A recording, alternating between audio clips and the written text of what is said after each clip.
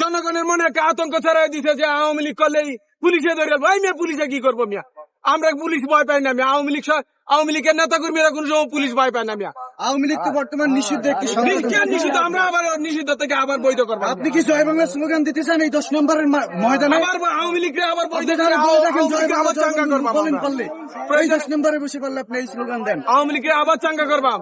আওয়ামী লীগের নেতা আমার উস্তাদ সুরঞ্জিত সেনগুপ্ত বাংলাদেশ আওয়ামী লীগের প্রেস মালিক সমিতির সভাপতি আছেন মিয়া। আওয়ামী লীগের হাল কে ধরবেন বলেন? আওয়ামী লীগের হাল ধরবে কে? সুরঞ্জিত সেনগুপ্ত আমার উস্তাদ। সে ধরবে?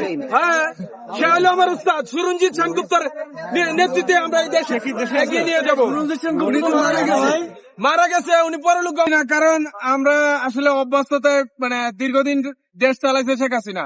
এখন এতদিন পরে দেশ চালাইছে আওয়ামী লীগ করতে করতে পাবলিক এখন আওয়ামী লীগের ভক্ত হয়ে গেছে। বিএনপি সরকার অল্প কিছুদিন হয় ক্ষমতায় হয়েছে, মনে করেন 6 মাস হয় বিএনপি সরকার ক্ষমতায় হয়েছে, 1 বছর পরে তারা আন্দোলন সংগ্রাম করে ক্ষমতায় হয়েছে। মনে করেন একটা আওয়ামী লীগ একটা প্রাচীন দল, এই দল মনে করেন এই দেশটা থেকে বিলুপ্ত হইতে পারে না। মনে করেন আওয়ামী লীগ তাদের কার্যক্রম চালাই যেতে।